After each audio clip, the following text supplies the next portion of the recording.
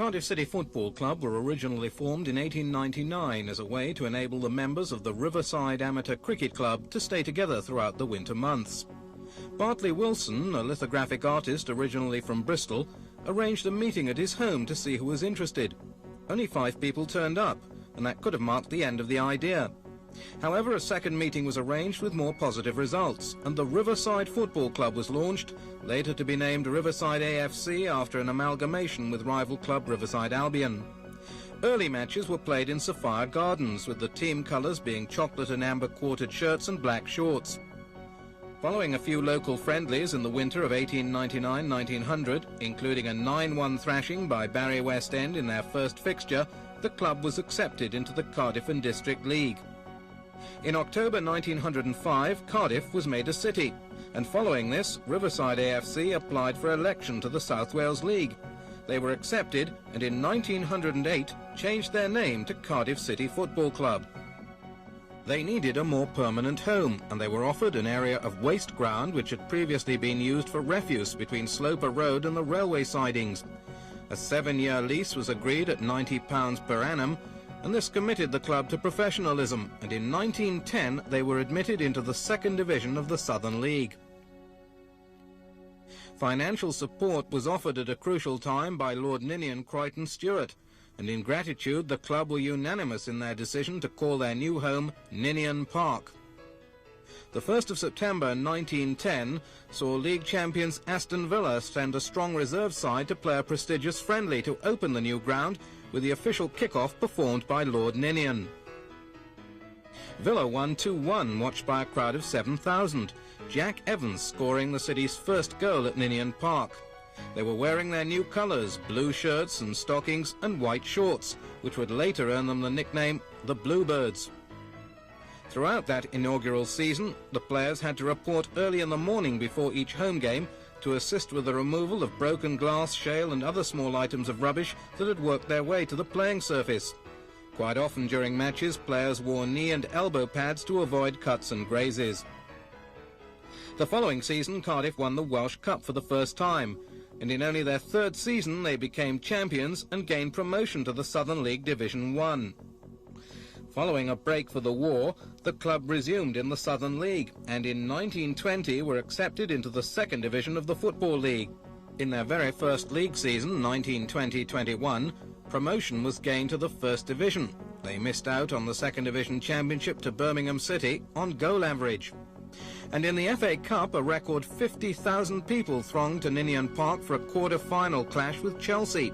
City won by 1-0. Arthur Cashmore the scorer in a game described as one of the most exciting ever seen at Ninian Park.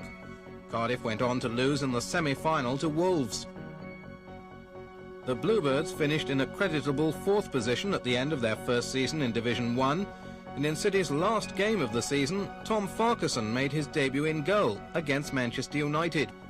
The Irish international is considered to be the greatest of all the Cardiff City goalkeepers, and went on to play in the side which lost the league championship on goal average to Huddersfield in 1924, and in both City's FA Cup final teams. On the 25th of April 1925, Cardiff City were at Wembley for the FA Cup final. Their opponents were Sheffield United. A tragic mistake by Harry Wake in the 32nd minute cost them the cup. He was caught in possession by Fred Sunstall, allowing the England international to go on to beat Farquharson. They were beaten by just 1 goal, and following the match, apologies were made for the Bluebirds' poor performance. The club vowed to return to Wembley to lift the trophy. Their supporters had only 2 years to wait until this prophecy was fulfilled. The road to Wembley began with a 3rd-round victory over Aston Villa, who were beaten 2-1, City captained that day by their famous halfback Billy Hardy. Darlington and Bolton were quick to follow, both being dismissed by 2 goals without reply, and in the 6th round against Chelsea, the game was decided in City's favour in a replay by a late penalty. Cardiff now had the Twin Towers of Wembley firmly in their sights, and in the semi-final against Reading, Harry Wake redeemed himself for his blunder in the 1925 final by scoring and helping Cardiff to the FA Cup final for the 2nd time. With their cup final place assured, training had an excited atmosphere about it. The 23rd of April 1927 remains the greatest day in the history of Cardiff City. For on that St George's Day, the FA Cup was taken out of England for the only time so far in its history.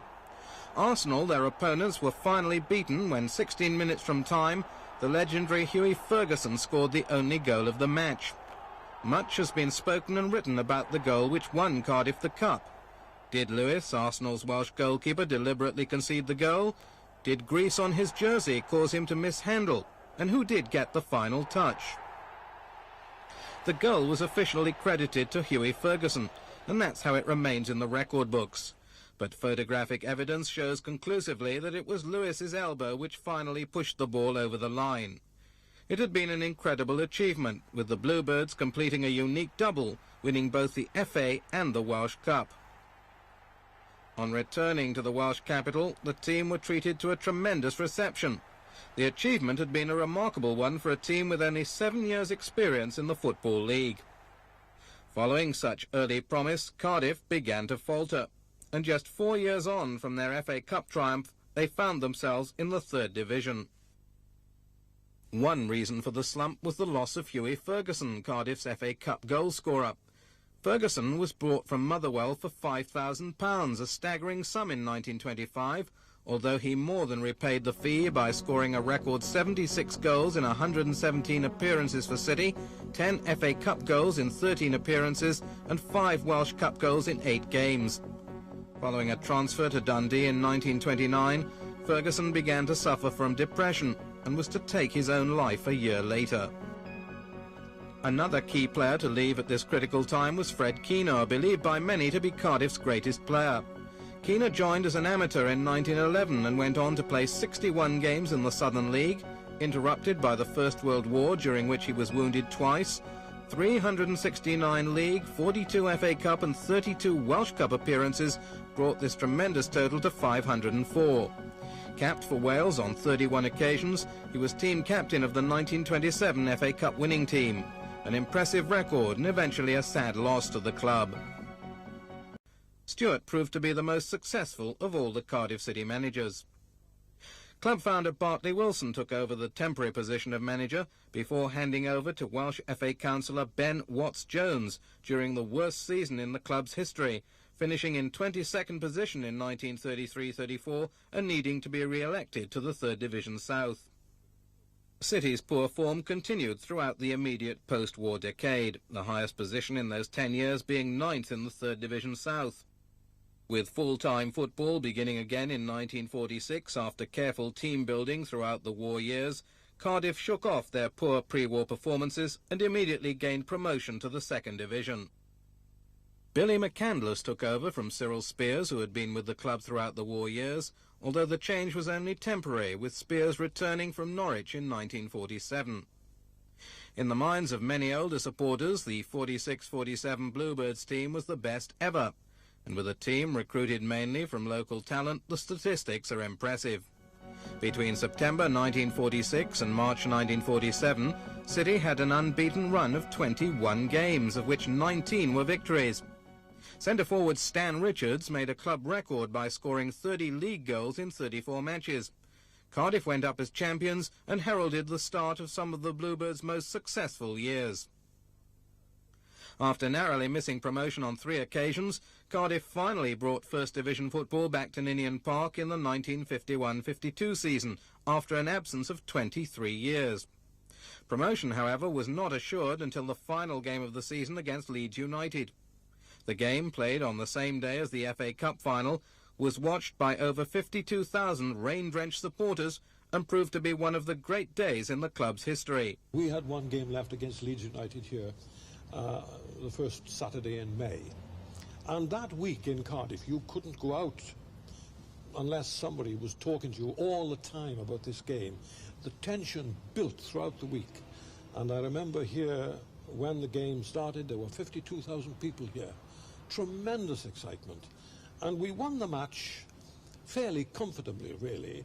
I remember the Leeds, one or two of the Leeds players saying, go on, we're not going to kick you today because we'd like you to win and get promotion. So when Wilf Grant scored after about 28 minutes, I think, it settled us. And from that moment on, he got another, then Chisholm got a goal. And the fact they scored, I think, 2 minutes from the end didn't make any difference. When the final whistle went, we'd won 3-1. The crowd spilled onto the pitch. You couldn't see a blade of grass from the director's box, where, of course, we were all gathered to acknowledge the plaudits of the crowd. It was a great day. It was one of the greatest days, I'm sure, in Cardiff's history, because we hadn't been in the First Division since the 20s. The last game of the season, which I'll never forget at all, when we played Leeds and we won the match 3-1. And I was very fortunate to score 2 goals in that game. I don't think I'll ever forget that, Cliff. Ever. For reasons that have never been made public, manager Cyril Spears tendered his resignation at the end of the 53-54 season. 1954 also proved to be a sad year, with the loss of club founder Bartley Wilson, who retired at the age of 85, and the death of former manager Fred Stewart. With new secretary-manager Trevor Morris filling the vacancy made by Spears, Cardiff began to flounder, narrowly missing relegation by beating Wolves in the final match of the 1954-55 season. After 2 seasons of fighting off relegation, the Bluebirds finally succumbed, finishing the 1956-57 season in 21st position. Of their last 14 matches, they had won only 1. Centre-forward Trevor Ford played his last match for City in November 1956. The Welsh international had cost the club a record fee of £30,000 3 years previously. Controversy surrounding his autobiography, I Lead the Attack, soon followed, resulting in a 3-year ban. The next season saw another leading figure leave Ninian Park in the shape of Jerry Hitchens, who joined Aston Villa for £22,500. In July 1958, Trevor Morris left to join Swansea, and he was replaced by coach Bill Jones. With Cardiff struggling near the foot of the second division, Jones made one of Cardiff's finest signings by bringing Derek Tapscott from Arsenal for £10,000. I had 5 good years at Arsenal, scoring quite a few goals for them, until I got injured. Then Cardiff City came in for me, and the manager Bill Jones, who saw me from Barrytown to the Arsenal, who I knew was a good manager, brought me back to Cardiff, and that was September '58. City's bid for promotion in the 1959-60 season attracted average crowds of 25,000 to Ninian Park, and with the team on their way to attaining 90 goals in a season, it was easy to see why. Big of a Cardiff, through to Watkins. Watkins across to his opposite number, Walsh, and he's got Sullivan coming up to take this pass, and he puts it through to Tapscott. Tapscott, a lovely black flip, and here's Sullivan coming up hard, and it turned very nearly for a corner. A great shot on the run there by Sullivan, as Fisher, harassed by Moore, comes out. A good kick that. Walsh challenged by Clark, puts it back to Milne, quickly they say, and up comes Milne to Tapscott, and he very nearly gets it past Garvey, the centre-half. The play on, says the referee. And here's Sullivan now, over the halfway line, and Joe Bonson for Cardiff, chasing it, challenged by Brian Garvey, the centre-half, puts it across, and a good shot, and a better save.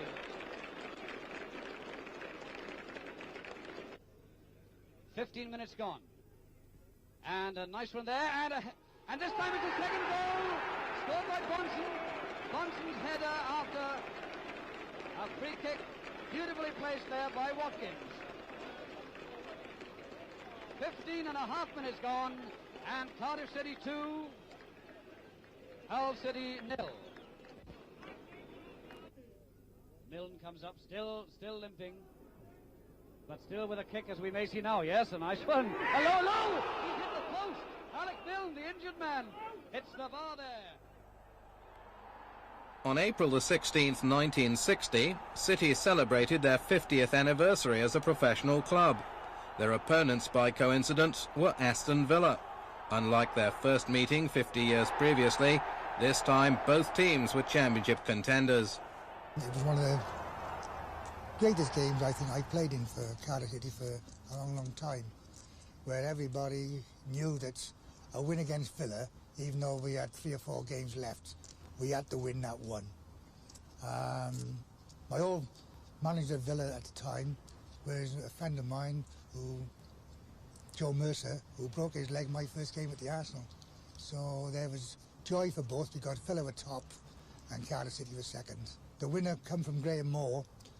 I think it was at the Grangetown end. He hit a cracker, and that was we were there for promotion, even though we had 3 games left. After the match, there was a few drinks before we went up to the crowd. In the dressing room, we went up to the stand after, and the crowd was unbelievable. You couldn't see a blade of grass at Ninian Park because of the crowd on the pitch, waiting for us to come up onto the stand. After spending about 45 minutes down there, we had a few bottles, and then we all went into town and celebrated. I can't even remember what time I got home. It was a tremendous night and a tremendous achievement for Cardiff City.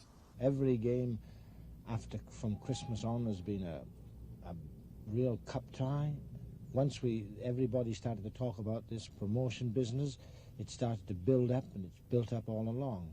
And then we struck this bad patch for a couple of games, and then you don't want me to say what happened after. I think it's been a very, very hard season. Very hard indeed. The highlight of the season was in the FA Cup 4th round against Manchester City. 37,000 spectators watched the battle that unfolded on the mud-bound Ninian Park pitch. An own goal by Graham Coldrick putting the visitors ahead, but Bluebirds skipper Gareth Williams pulling one back to level the score. It finished 1-1, with Cardiff going on to lose the replay at Main Road 3-1. The 67-68 campaign was dominated by Cardiff's European challenge. It began with a visit to Dublin to meet Shamrock Rovers, resulting in a 1-1 draw. In the second leg, played at Ninian Park, Bobby Brown and Toshack finished the job, with the Bluebirds winning 3-1 on aggregate. Yes, 2-0, Cardiff lead.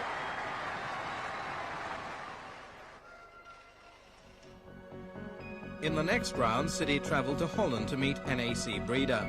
Again, Peter King scoring the away goal for another 1-1 draw. At Ninian Park, the 16,000-strong crowd were treated to a fine display, with Brown, Barry Jones, Toshack and Malcolm Clark scoring to bring a 4-1 result. The quarter-final against Moscow Torpedo proved a hard-fought affair, and with the aggregate score level 1-1, the match was decided with a play-off at Augsburg in Germany. Norman Dean scored to give Cardiff a semi-final place against Hamburg. With the first leg in Hamburg finishing 1-1, Cardiff started their home leg with a great opportunity of progressing to the final, and it proved to be one of the most memorable nights in their history.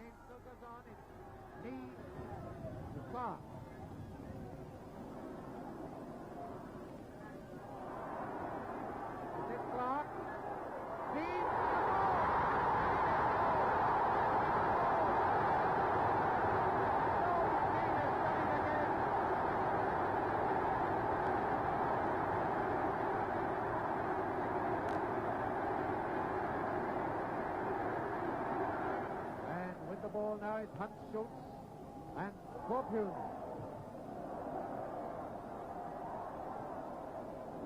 Now up comes Helfrich now to Turfell. On equalizer. A great goal scored by Rennie.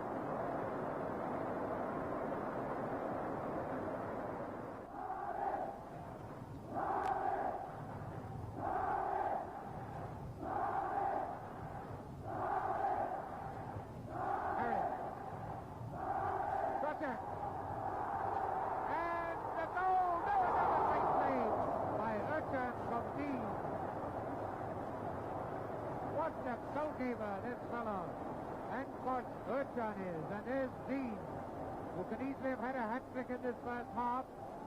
Hamburg still dangerous when they come away on the break. Very quick on the counter-attack. Durval into Sailor. He scores! What a goal! Oh, what a great goal by Sailor!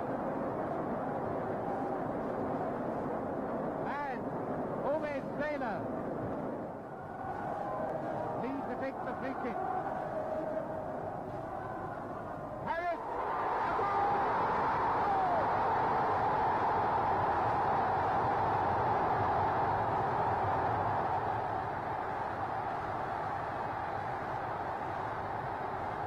And the invaded by youngsters. Oh, if only they get off, because this is when a game could be abandoned.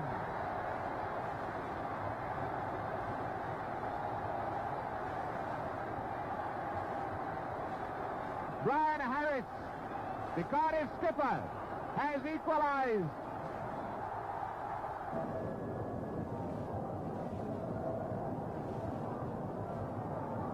Can only be second left side, everybody forward. If you get the ball, everybody back if you lose it. This is Hooding for Hamburg. He's got Taylor on his right. Oh, he comes up, right, it's a goal! It's a goal! It is a goal, and Hamburg have won it! Hamburg have won it! It is a goal, 1.5 minutes of injury time, and the number 10, Hooding, has scored. And is there a grown-up blowing football than that? The last kick of the match, and it's all over! Hamburg are through to the final! What a blow to Cardiff!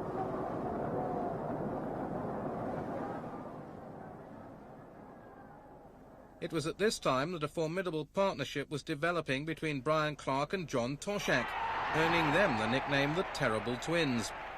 Former Cardiff City idol and Welsh international fullback Ron Stitfall recalls Toshack as an up-and-coming youngster in his youth side. At the end of my career, I used to train the young lads on a Tuesday and Thursday evening. Schoolboys, usually Cardiff schoolboys that had potential, used to come and I would give a hand with the training. And one of them was John Toshack. And even at that very early age, you could see that he was something special. I came into the side and was playing alongside a young lad called John Toshack, who hadn't played many games. And right from day one, we seemed to hit it off. If the ball came from the left, it was sort of his ball to go for. If the ball came from the right, it was me. And we scored a lot of goals between us, and I enjoyed playing with him. It was great to play with Tosh because obviously he's still in football and been very, very successful. And I like to think that in his early days I was part of his success, although a very, very small part. An improvement in form in the 1968-69 season saw City reach their highest position in Division 2 since they were relegated in 1962, finishing the season in 5th place. Top scorer John Toshack scored 22 goals. Ronnie Bird, number 11. A dexterous bit of play, and Ronnie Bird, number 11, with a fine effort. Carver, a good ball to Clark. Clark in here with a chance, and it's there. Yes, it's there.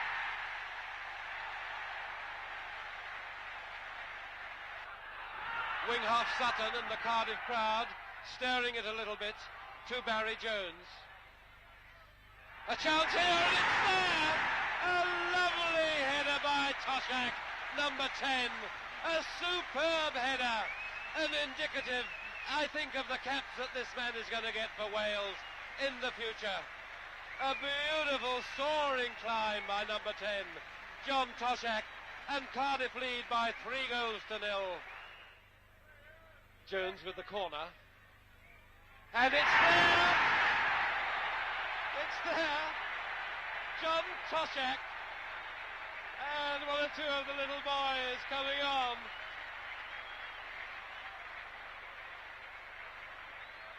Beautiful control. Reversing in field to Clark, and there it is! Number 8, Brian Clark. And I've never seen such excitement on a football field for a long time. All the lads and lasses are on there now. The nap hand for Cardiff. Cardiff were once again unlucky not to return to First Division football in 1969-70, following another successful season in which they finished in 7th place. During that season, they claimed 7 successive league victories, the best sequence since 1946-47. Brian Clark was top scorer with 18 goals, just one more than Toshack, both men scoring twice in the league match against Hull City, who went down 6-0.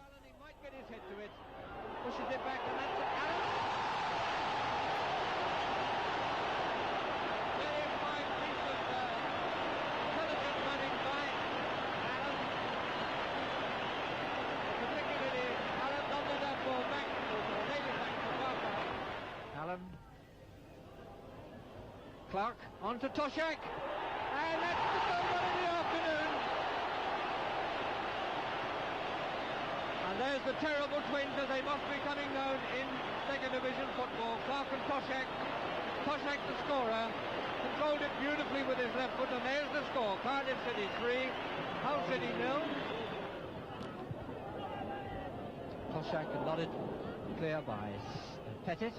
Oh, this could be the fourth. Yes, that's it.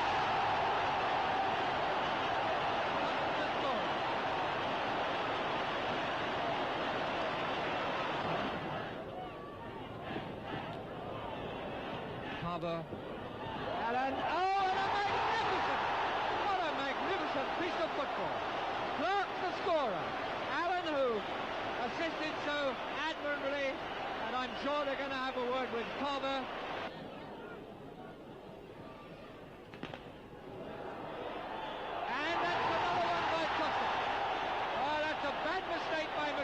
Goalkeeper that allowed Toshack to get his second goal and the sixth. So they've doubled the score now to what it was the last time.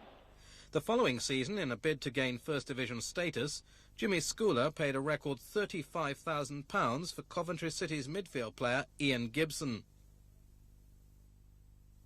In the same season, Toshack left the club, signing off with a hat-trick against Hull City. Liverpool had come in with an offer of £110,000. Bill Shankly was later to comment that he would have been cheap at £1 million.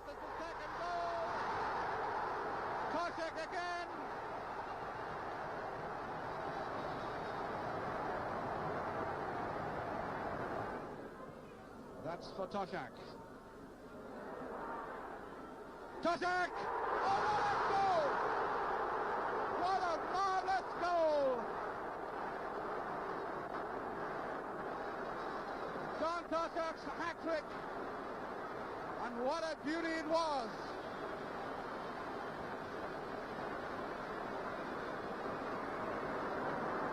Well, we've seen some goals at Cardiff in the last month, and that took some beating. Cardiff were looking well placed for promotion when they beat Blackburn Rovers 4-1. It had been a run of 7 games without defeat. City remained amongst the promotion places until they lost 1-0 at home to Watford in April. Their run of misfortune continued, and they went on to win only 2 of their last 5 matches to finish the season in 3rd position. Only the top 2 went up.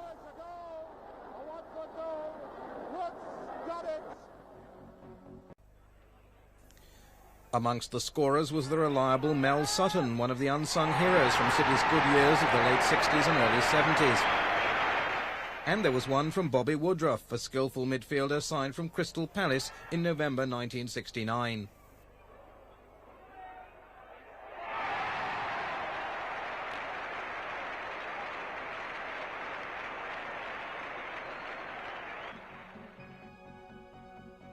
In the next round, French team FC Nantes suffered a similar fate when they went down 5-1. Woodruff's massive throw-ins were a feature of City's attacks in those days. Ian Gibson didn't score many goals for the Bluebirds, but he certainly made sure on this occasion. The quarter-final brought a much sought-after encounter when, on the 10th of March, Real Madrid came to Ninian Park. Toshack had by now left for Anfield, and the revamped lineup included 17-year-old winger Nigel Rees. We were lucky enough to be drawn against them. First leg at Ninian Park. Everybody looked forward to it. Wonderful atmosphere here. Had to get to Ninian Park early in the afternoon, 4 o'clock to miss all the traffic, 50,000 people. And we went out. First half we kicked into the Canton end. And wonderful build-up. In fact, it was this end that I scored the goal. Good build-up, Bobby Woodruff, Gary Bell involved. Deep in our own half on the left-hand side. Out to Nigel Rees, who wasn't a regular in the side at the time, but was selected for the game in front of Ronnie Bird. and he played.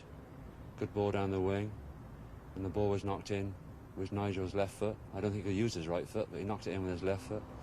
And I was lucky enough to pinch a yard on the centre half and score with a goal I should never ever forget into the left-hand side of the goalkeeper.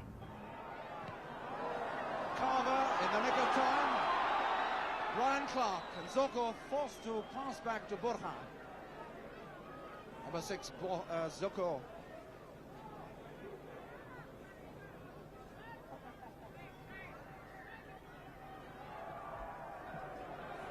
Good play by Woodruff.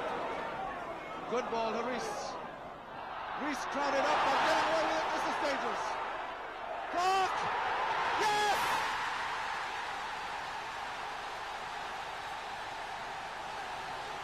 Brian Clark!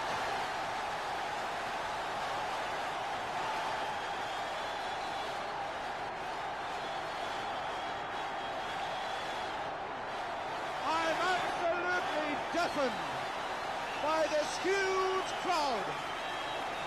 Cardiff City in the lead by 1-0. The scorer Brian Clark.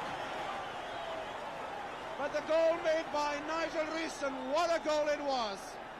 What a perfect goal by Brian Clark. The start of it, Woodruff to Nigel Reese and that great header. Wonderful, wonderful night. I don't think I went to sleep that night. Couldn't wait for the early morning papers. And a really wonderful couple of days. In fact, I think we went to Blackburn the following Saturday, and they gave us a wonderful reception. We ran out onto the pitch because they couldn't take it away from us. We were the side that beat Real Madrid in the European Cup Winners' Cup, first leg, quarter-final. Second leg, we went back to the Bernabeu Stadium in Madrid 2 weeks later. Wonderful reception when we got to the airport. They took photographs, obviously, and made us feel very, very welcome. Stopped in a very nice hotel. Went to the stadium on the Tuesday and trained. Jimmy Scudder put us through a big training session on the Tuesday, much to the amazement of the Spanish supporters and players who were watching. And we went out and 0-0 half-time. Peter King might have pinched one. They marked us very tight over there. But unfortunately, second half, they scored 2 goals. So the dream was over.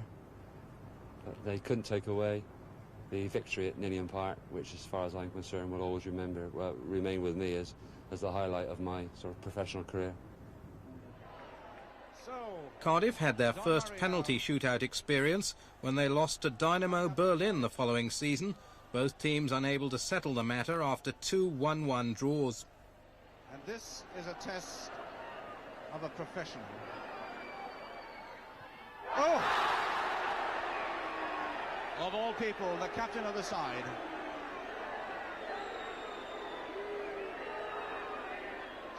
Needless to say, if Dynamo convert all their penalties, Cardiff are out. And it's all on this penalty kick, whether Cardiff go through or stay out of the competition. It's in, Dynamo are through. Don Murray put one over the top of the Grangetown end. At least he was brave enough to put his hand up and say, I'll take the penalty, Jim, or in the extra time. So okay, these things happen. 9 times out of 10 he would have scored. After 3 years of near promotion, it was relegation that City strived to avoid in the 71-72 campaign. They finished 19th in the league. The highlight of that season was a 5th-round FA Cup tie with Leeds United. 50,000 turned up at Ninian Park for the match, but despite a brave challenge by City, Leeds eventually won 2-0. Don Ravi's side were at the height of their powers, and it was Peter Lorimer's corner which set up the first of both goals from Johnny Giles in their 2-0 win. Once again, it was relegation that nearly visited Cardiff in the 1972-73 season, with only 43 league goals, the lowest since 1929. A relegation dogfight was witnessed in April when Huddersfield Town visited Ninian Park, City the eventual winners by 4-1.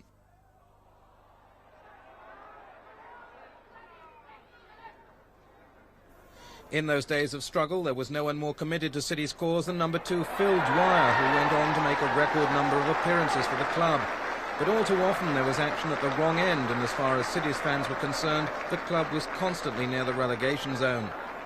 There was, though, the talent of winger Willie Anderson, whose skillful play provided a ray of hope for the long-suffering Ninian Park faithful, and there were finishers like Gil Rees, signed from Sheffield United in October 1972, but who'd originally been released by the Bluebirds in the early 60s. Big Andy McCulloch from Queen's Park Rangers was another deadly finisher, but not often enough to keep City away from the danger end of the table, though the Anderson-Rees combination continued to cause opponents problems.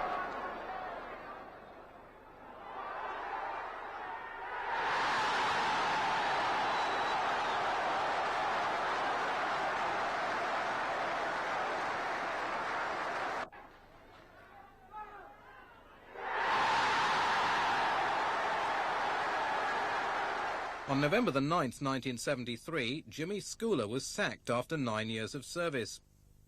His replacement, former Leicester City and Manchester United manager Frank O'Farrell, lasted just 6 months before leaving relegation-struggling Bluebirds for the Middle East.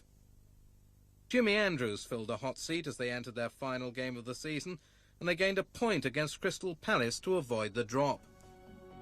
The following season, City finished 21st and were back in the 3rd Division for the first time since 1947, having scored only 36 league goals.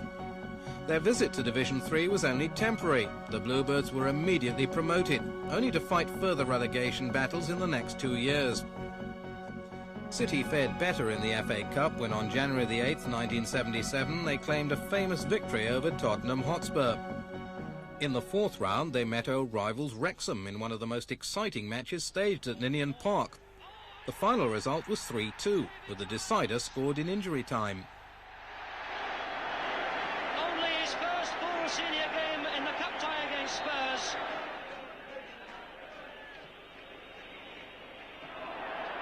Roberts intercepts, and a bad back pass to Sayer! Yes!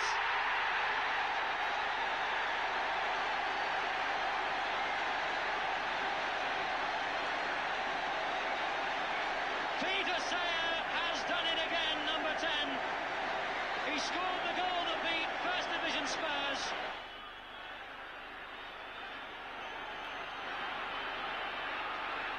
Well, what a cup tie. Buchanan, he scored!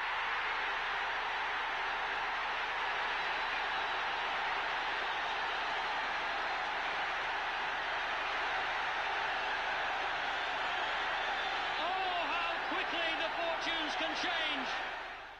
For the 5th round, Ninian Park was again the venue for the visit of Everton. But following a bright start when City took the lead after 10 minutes, Everton struck back twice to win.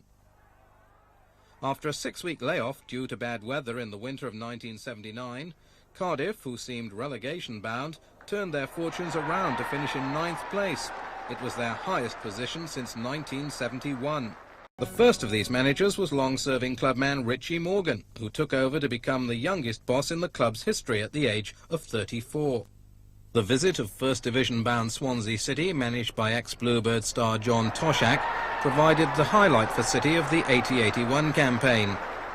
With only 5 minutes remaining, City were trailing 3-1 until Peter Kitchen pulled one back. Then in injury time, a free kick awarded to Cardiff resulted in one of the best goals to be scored at Ninian Park, a 40-yard shot from John Buchanan that was still accelerating as it entered the net. During the 1981-82 season, Cardiff found themselves with 3 different managers, as Richie Morgan was replaced by Graham Williams, who'd come in as the team coach, this despite the fact that City were in the top section of the division. The following month saw the start of an 11-match run without a single victory. Len Ashurst was then brought in to salvage the situation, but he was unable to stop the slide into the 3rd Division. With little money available for new signings, Ashurst looked to the free transfer market. Players to arrive at Cardiff included forward Jeff Hemmerman, midfielder David Tong, fullback Paul Bodin, goalkeeper Martin Thomas, and utility player Roger Gibbins. The new City lineup performed well, and on New Year's Day they beat Bristol Rovers 3-1 to start a run of 6 games without defeat.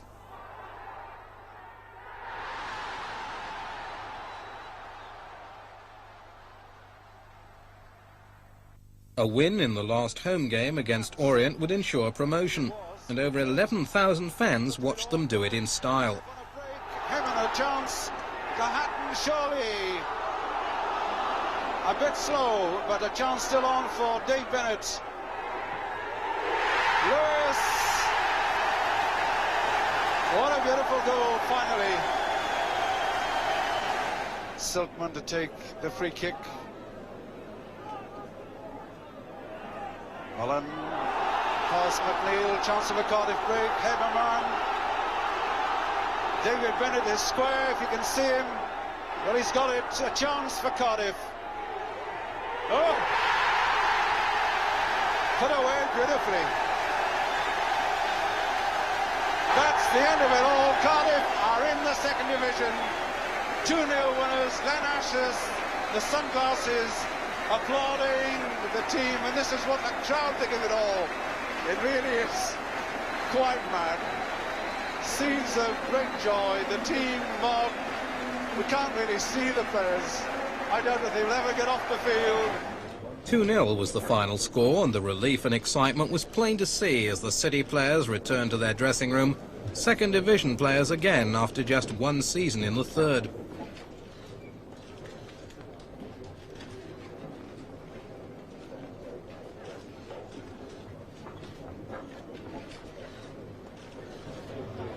With thousands of fans calling for their team on the Ninian Park pitch, the players, plus manager Len Ashurst and coach Jimmy Goodfellow, went into the director's box to acknowledge the ovation.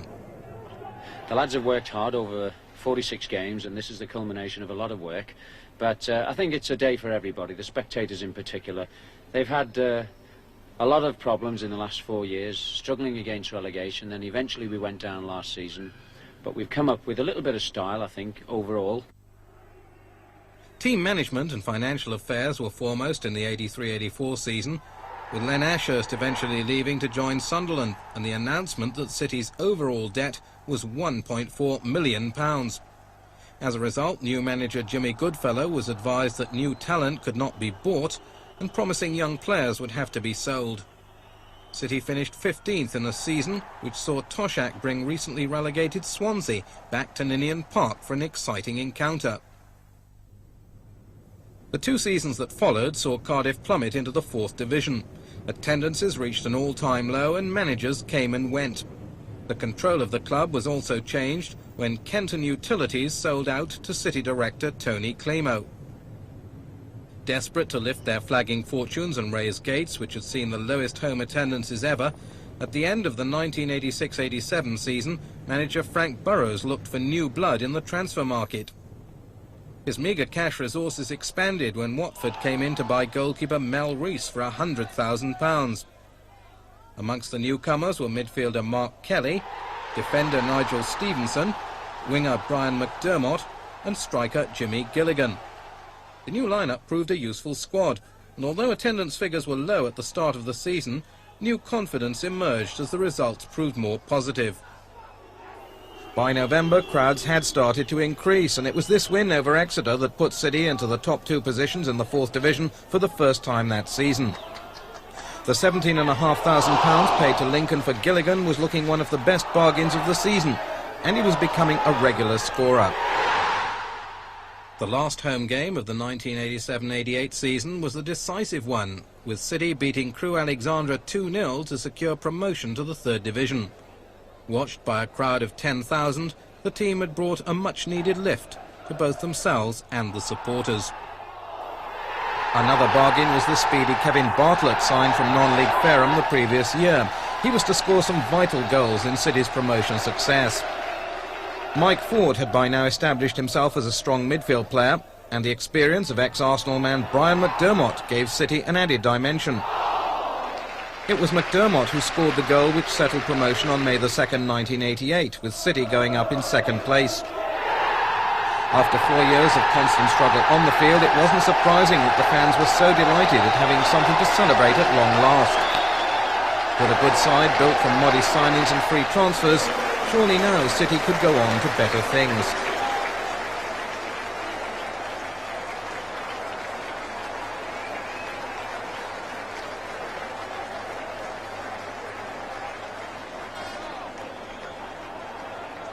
The spirit's been great this season. I think we got what we deserved last year, but this year I think the lads have stuck together. We showed a lot of commitment, and the just rewards are today. You've done it on a small squad as well. Yeah, you know, fair dues, to the boys. They played with injuries. They battled well. You know, what more can I say? You know, as you said, like, we've got a senior squad of 16 players, and everybody's played their part. City remained in the third division just 2 seasons before being relegated back to the fourth. In 1991, local businessman Rick Wright emerged as a financial benefactor willing to wipe out City's immediate debts and pay the wages of new recruits. Following the departure of Len Ashurst, first-team affairs were put in control of team coach Eddie May. The 1992-93 season brought new hope to the flagging fortunes of the Bluebirds. With the signing of new players into the squad and the development of some of City's promising younger talent, Cardiff soon progressed up the third division table.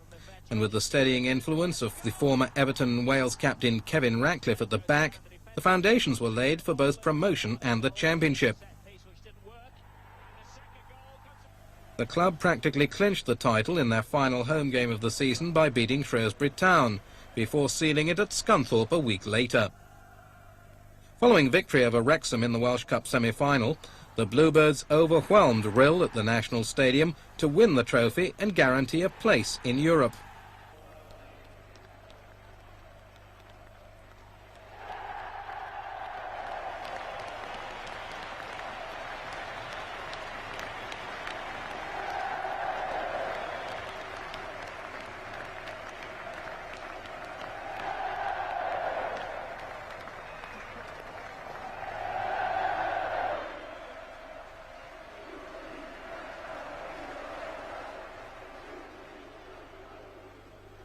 In the summer of 1993, Rick Wright made headline news with the unprecedented move of giving the club away to the 8,500 members of the Junior Bluebirds.